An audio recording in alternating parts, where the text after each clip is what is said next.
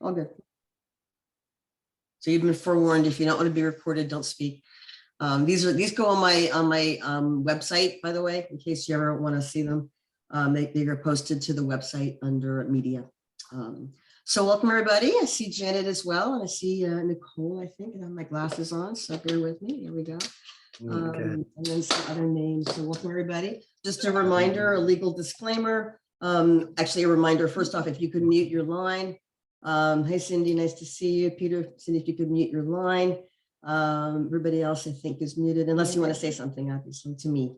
But if you're talking amongst yourselves. So legal disclaimer, this is not a medical office visit. This is not personalized advice. If you ask me a personal question, I'm going to generalize it, but I'm not here tonight to give anyone medical advice. This is a general Q&A to get general information out there and hopefully answer some of your questions in a general way. So having said that, I know I've gotten this question already about the boosters. So I think I said this last month, not much has changed. My feeling at this point, which I may or may not have been clear about last month, is before getting a booster, get an antibody level done. If you have antibodies, you don't need the booster. There have been so many people who have been exposed, who have gotten COVID, who don't even know it, who had a couple of sniffles and would never have tested because they had no reason, but actually have antibodies. And you don't want to get a booster or a vaccine if you already have antibodies. That's, I think, what makes people get bad reactions to the vaccine. There's other reasons, genetics and other reasons, but that really contributes to even just the bad achiness and it's a hyperimmune reaction. If you already have antibodies and you've got to get another vaccine, you're going to hyper stimulate your immune system, which leads to inflammation, which leads to being in bed for a day, feeling crappy from the vaccine. I think we can mitigate that if you just check your antibodies first.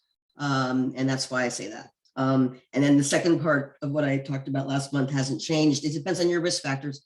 If you're home as a hermit, don't even think about the booster. If you're not exposed to anybody, go for it. But depending on the level of exposure and the level of your own personal risk for getting COVID or the risk of the people that you live with or in close contact with, if any of those folks are immunocompromised or under cancer care or really old, then you have to be very different thinking about your exposure and about mask wearing and about vaccination.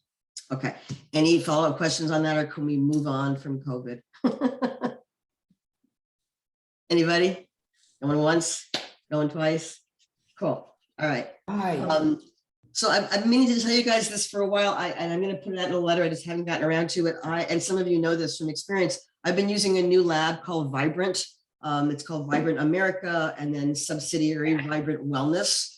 So Vibrant America is a regular lab that goes through insurance, that does some regular things. Vibrant Wellness is the subsidiary that does not go through insurance because they do fun things like I do, and that they know they won't get reimbursed. It's not worth the effort of trying to go through insurance. So they cut the prices for us and just like no insurance. That's it, none, done, right? So Vibrant is doing some really interesting things. I met them about 1.5 years ago, I guess, at a conference. I was pretty impressed with their, speaker. At conferences, we have paid speakers at lunch. They're not CME, they're not medical education, but you get a chance to meet the lab director and the people who run the lab and the people who are doing the actual work. So it's kind of fun, at least for me. And I was impressed with the medical director and the doctors and not the doctor, sorry, the researcher that was presenting. And they were doing some really fun stuff. So I did a whole bunch of stuff on me, which is how I always start. And I found some stuff I'd never found before. And I've been doing labs on myself. I mean, I could show you, it's embarrassing. I have folders, because I do everything I learn about, that's how I learn about it, right? So no surprise. Anyway, long story short, I was impressed with Vibrant. I started using them. Some of you on the line have used them. They do a couple of really cool panels and stuff I'd never been able to get before. So I wanted to put it out there. A micronutrient panel, which is sometimes really not helpful, which is helpful, meaning everything looks good, which is a great testament to both diet and supplementation. And sometimes I'm finding some really things I would never in a million years have guessed. Like a lot of people really low in vitamin C, who eat really well, who take supplements, and it's not that they're not getting enough C, it's that they're using it up with toxins, with stress, with not sleeping. so it's there's a lot of ways to get an imbalance or a deficiency. It's a deficiency is not just from not getting enough in, it can be from using it up faster than you can keep up with it. So anyway, the micronutrient panel has been very interesting and well worth it's $358 cash. So $358, if you can stop taking one supplement, over the course of a year, you paid for the test. But I have to warn you, often enough, you have to take one more supplement. So it's not cost effective that way, but it's certainly a good value for your health if you discover a significant deficiency. And some of them are minor, some of them are not like major deficiencies. So just changing your diet a little bit, adding a little bit more of this or that, makes all the difference. So that's been one test. I've been using the Lyme test called tick-borne illnesses quite a bit. It's still not a perfect test. There is no perfect test in Lyme disease, but it's been occasionally helpful. That's all I'll say about Lyme testing because it's complicated. And I'm not testing people who have obvious brand new Lyme, like fever, rash, hikers in the fall. I'm testing people for chronic illness. Could this be from Lyme? And that's just a very difficult diagnosis, but they have a good test.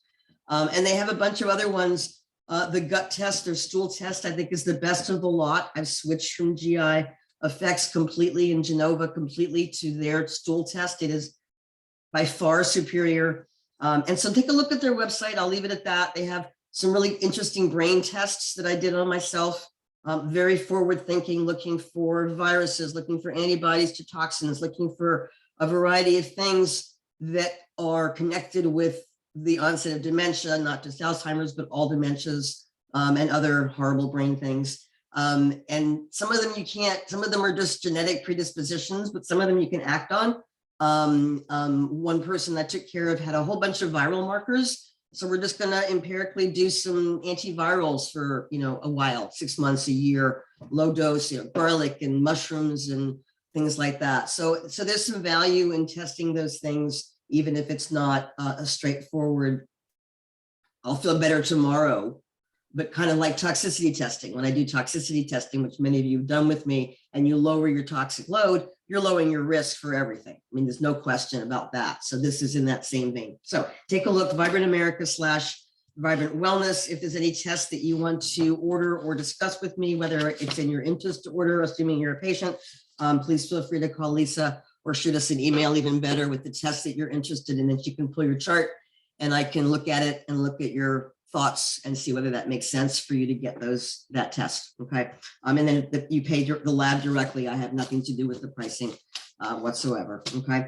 All right. Moving on from that, I wanted to mention one more thing, which is on my website now, but it's a device that I thought would like sell like hotcakes, that each of you would be buying 10 of them for Christmas presents. And I was surprised that you're not.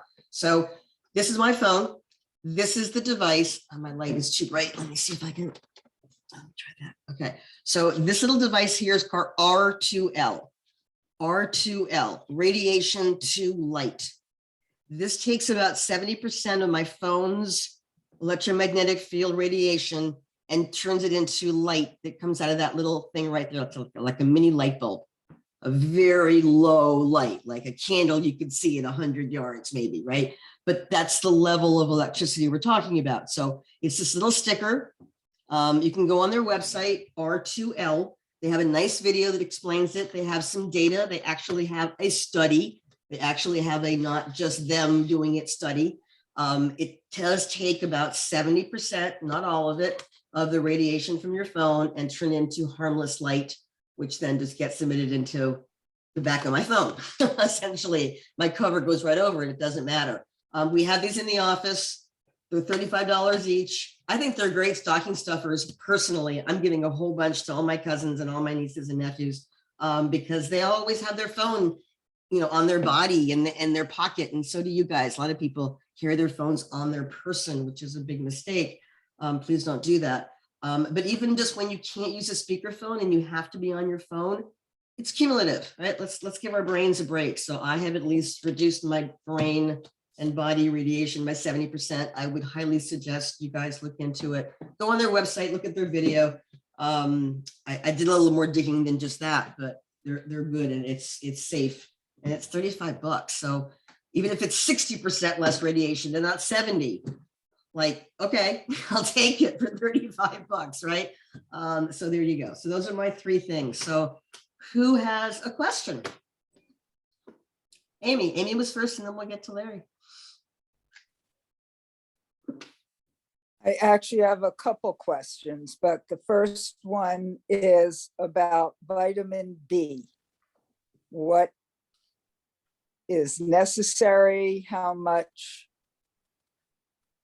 do we need? And where are we getting it from? And I guess All of just it. talk about Everything about B. Shall I grab my textbook? everything Yeah. about B. So I can't answer that because it would take too long. I Okay, will tell you a couple of things.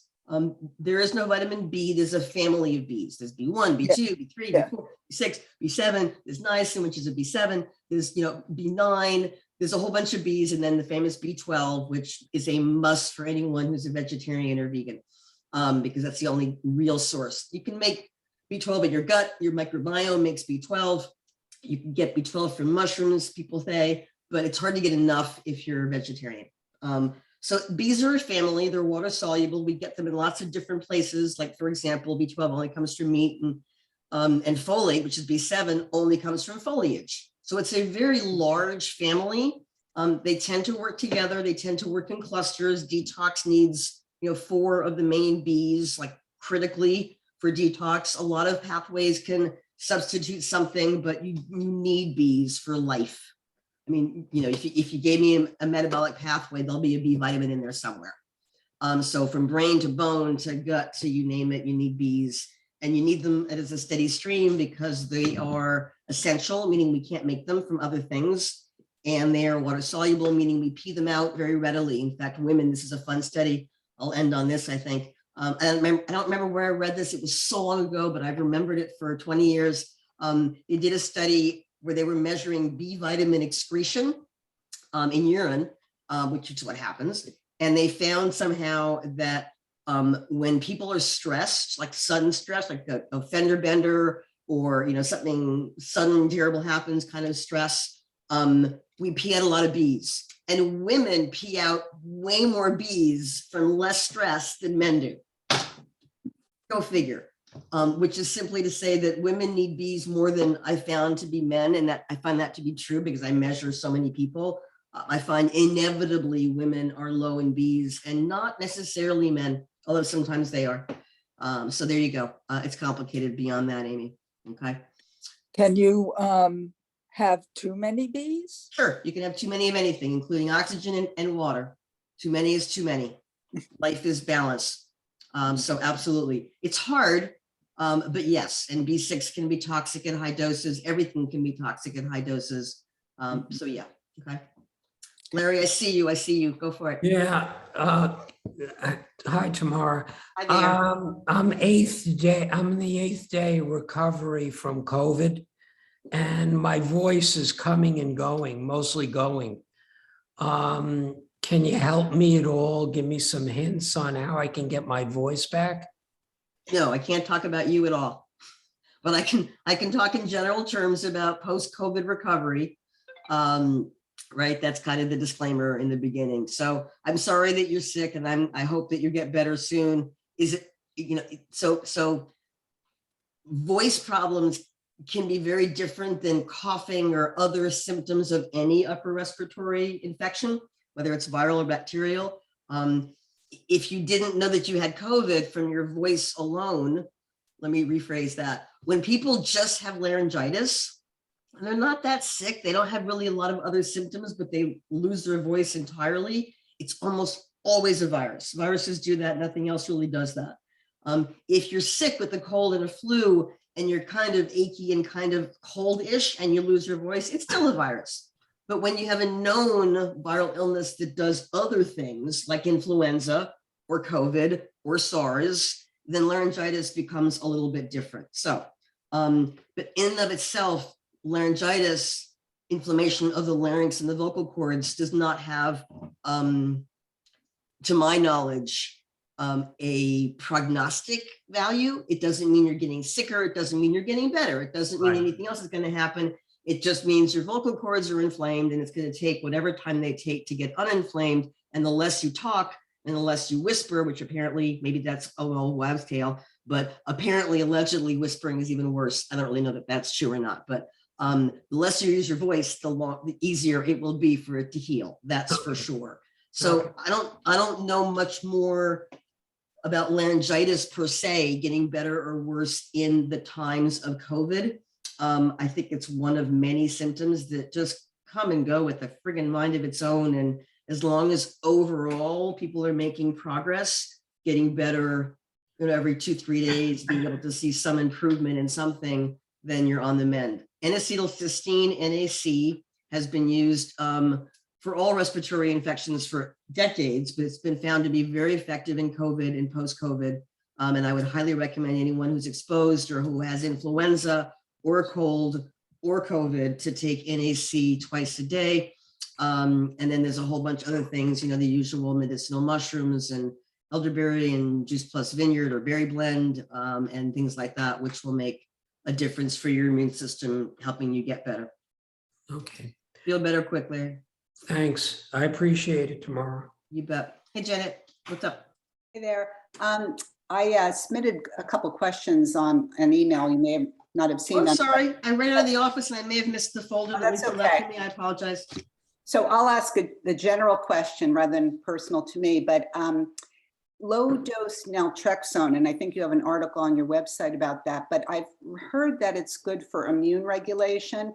So for someone who has a low white blood cell count for a couple years now, I'm wondering if that could be a consideration, and are there any downsides, side effects, anything that would warrant not taking it? Brilliant question that I should have thought of myself. So I've not I've not looked either at any studies looking at this. White cell production is a bone marrow phenomenon different than what we think of generally as immune.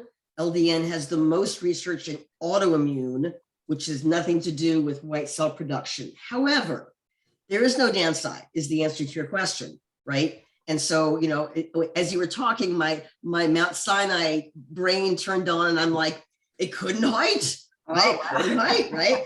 And my rule for years now has been, if it's safe, it's cheap, and it might help with no potential bad outcome, do it, right? So LDN I love because it does help regulate the immune system. I used it in all my autoimmune patients. Some of you were on it. I use it for pain as well. Other people are using it in a variety of ways, alcoholism and drug addiction and anxiety and depression amongst them. There's also a whole field called ultra low dose naltrexone, which I don't know much about except that it exists. And it's for those fields, primarily addiction and so on. I love LDN because it falls under the heading of has tremendous benefit, potentially, at least. Some people, they get nothing out of it, right? Let's be fair, like everything. But it has pretty much no downside and it's cheap. And the fourth reason for LDN that I love, and yes, thank you, you're right. There is an article that I wrote on my website that really pretty much says everything I know about LDN, and it's all referenced, so anyone can go read that. The reason I like LDN so much is because it is one of the unique drugs that I have ever known of that has only one effect. So most drugs, as most of you know, I don't love. I try to minimize their use unless I really need them, unless you really need them, because they have what's called pleomorphic effects. They have lots of different effects on the body. They may do this over here, but they do this over here. And that's why we call them side effects, right? Over here and over here.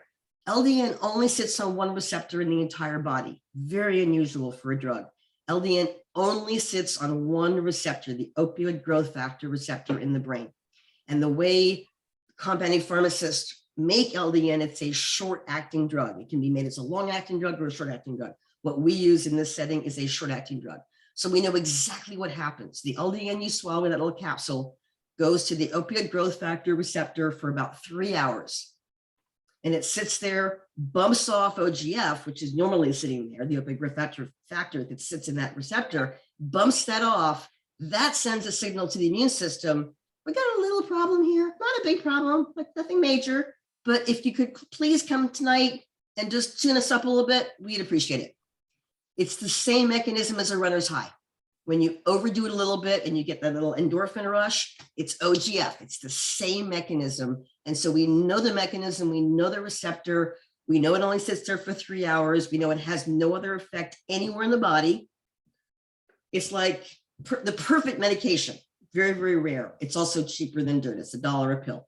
So I love LDN. I've never used it in the setting of a low white count. I think I'd like to. And so maybe that will present itself at some point, and I will let you guys know if that works. And we'll go from there. No harm, no foul. I also use it, by the way, and just to clarify, I use it in certain infections, but it's a long-acting process. It's not a quick fix, LDN. LDN is a long game, months, sometimes a year. And so to use it for like a cold or a flu or COVID, I don't think anyone really doing that. I think it's more like chronic Lyme, right? Deep-seated infections, abscesses, diabetics who have non-healing ulcers, those kinds of infections. I think it has some evidence for. It has tons of evidence for ulcerative colitis and Crohn's disease and MS and all these other big important autoimmune diseases. I use it in almost all my thyroiditis, autoimmune thyroid patients, and I can watch their antibodies just go down, down, almost always. If they stop going down or if they go back up, and I check, typically they've run out, they stopped the LDN, they didn't know to renew it, whatever. But almost always, almost, antibody levels come down significantly on LDN over time. And is So it's this a great drug. actually a cure for whatever the root cause is, or it's just more? I don't know about that. If the immune system can cure it by doing what we're helping it to do, then yes. But once you've turned, I don't know the answer to that. I would say no.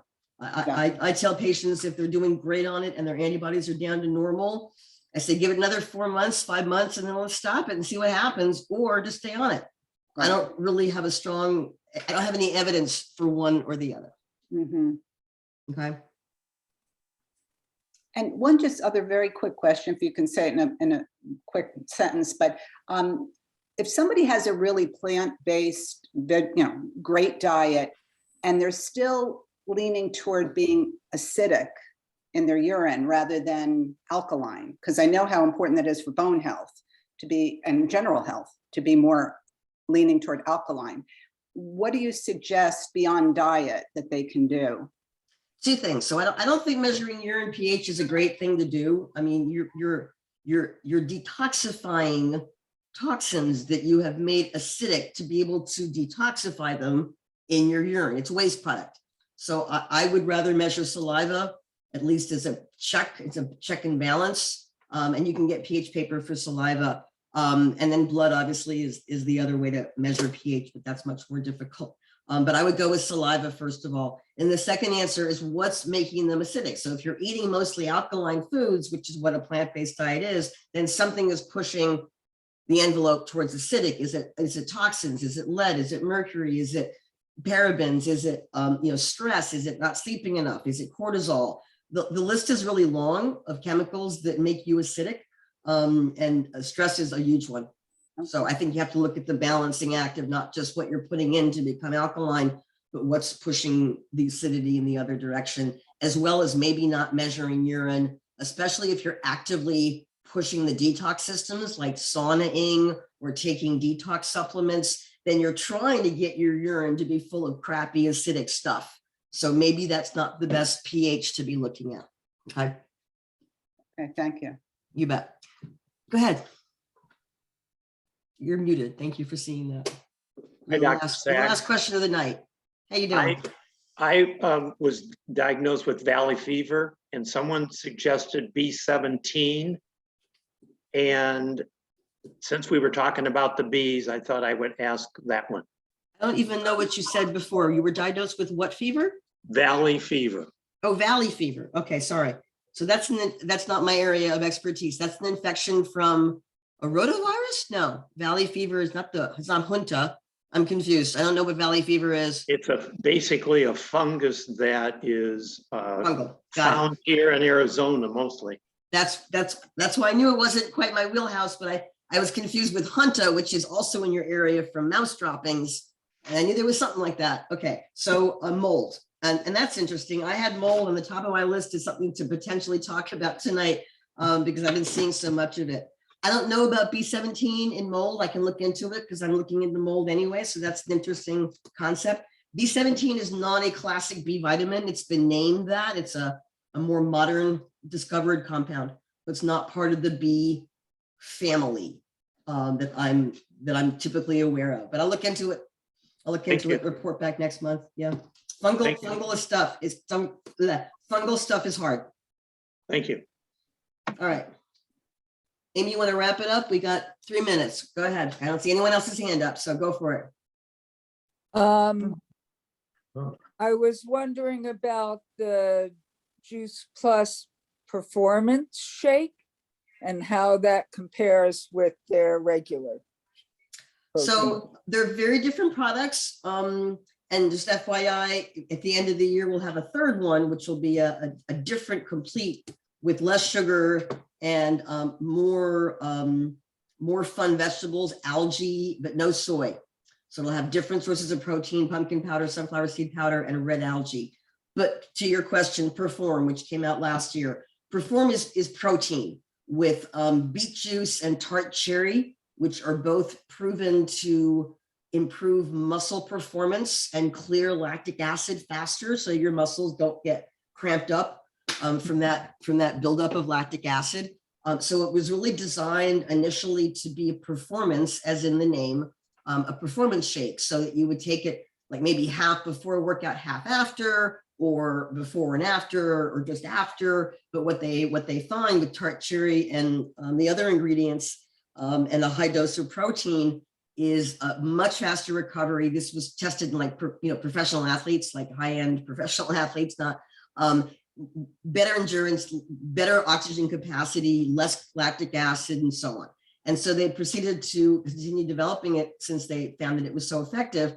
And so now it really, you can use it in a bunch of different ways. So that's the best way to use it. It's very effective for workouts, even if you're just doing, like I use it after my basic workout, right? I definitely feel a difference. But you can also just use it as an extra protein boost. So many of you know I subscribe to a high protein plant-based breakfast, and I tend to use the complete powder, which has 13 or 14 grams of protein. I add a scoop of collagen to that for 10 more. I'm still only at 24. So I tend to add another something of protein to make that 30. So sometimes it's a cup of soy milk, sometimes it's oat milk, sometimes it's something else, sometimes it's, I eat something, with it to make up that extra protein. But Perform is a great way to make up that extra protein. I just would only use half the dose. So the normal dose for a protein Perform shake is 2 scoops, which is, I think, don't quote me, 25 grams of protein. I'm not positive, something like that. And so if you just use 1 scoop for half of that, 12, and you add it to complete, now you have, a nice amount of protein, a little bit more than the complete alone, which isn't quite enough. So that's one way that I use Perform, in addition to using it post workout. If you've never tried it, I would just suggest you try it. In the morning for a busy day, you're going to do shopping all day, you're going to do groceries, you're going to do stuff, housework, whatever, anything that kind of tires you out, typically, whoever you are, and just see if that doesn't give you an extra bit of oomph in the day and a little less fatigue in the afternoon or evening. That would be one way to do it. And I would just warn you that it has a funky, chalky taste if you don't mix it enough. So if you just do, the first time I just kind of did this with the shaker bottle and sipped it, and I'm like, oh dear, this is not good. But if you put it in a blender, or if you really shake it like you mean it, and maybe add a little bit of vanilla extract, which takes that little chalky thing right away, or add some fruit or whatever. If you mix it up any other way but what I did the first time, it's fine. But just so you know, if it's that chalky taste, we can get around that. Okay, it's a great thing. It's a great product. I like it a lot. And I love the new one even more because it has monk fruit, and because it has the algae and some new kind of protein sources, ancient grains and sprouts, and some things that you don't typically find. So we'll have that in the beginning of the year. Okay. So does it have all the additional nutrients like the complete does? Nope, complete is complete, named because it's a complete meal minus the fat. It has carbs, it has fiber. Complete truly is food. Perform is to enhance performance of muscle and muscle recovery. Okay. It does not have any carbs. It has no fiber. It only has tart cherry and what did I say before? I'm blocking Beets. beets. Thank you. And protein in the soy protein powder. And so it's really designed for a different purpose. So it's not complete by itself. You can add it to complete to make complete more complete, but it's not a standalone food. It would not be adequate nutrition for anybody as a meal. It is not a meal. Okay. It's just protein and some other antioxidants to help muscle recovery. Okay. Did I miss anybody's hand when I said it's the last question? I don't mean to cut anybody off. If you have a question, or those of you that aren't showing your Yeah, hands. Dr. Sachs. Yeah, Peter. I think you might have answered it. I began taking the Beets drink recently. I think, what's doctor on QVC? It's not cute. It's Primo Beats by Dr. Dubrow. There's no sugar in it. And he's been taking it, and they were saying how the beet powder increases nitric oxide, and it opens everything up and gives you energy. So you said beets were, I find it gives me a lot more energy than I had before. So I just want to know your opinion, but I think you answered it. I've not seen any research on beets. I mean, honestly, these are in it. What's the name of the company? it's a Primo Beats made Primo by Dr. Dubrow, who's a surgeon and he's I'll also look it in up, but here's my dilemma. If there's no research, or if it's one study in a test tube, I'm just going to throw it away. So I have Okay. 42 peer-reviewed published studies over 30 years that show that Juice Plus raises nitric oxide levels consistently. Okay, And that the berry blend specifically has resveratrol and all the precursor nitric oxide. We've measured it. It is a natural Viagra. It's been called that because people get that effect.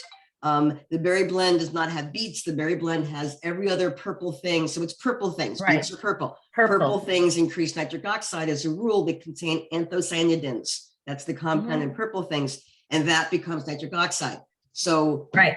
just beets alone would do better than 8 different red purple things that have research. Probably not. I think it could be that you Addition. particularly, No, we're talking Peter, about in addition, needed more doctor. beets. I mean, it really could be. Yeah. Like that was the thing that your metabolism needed more of.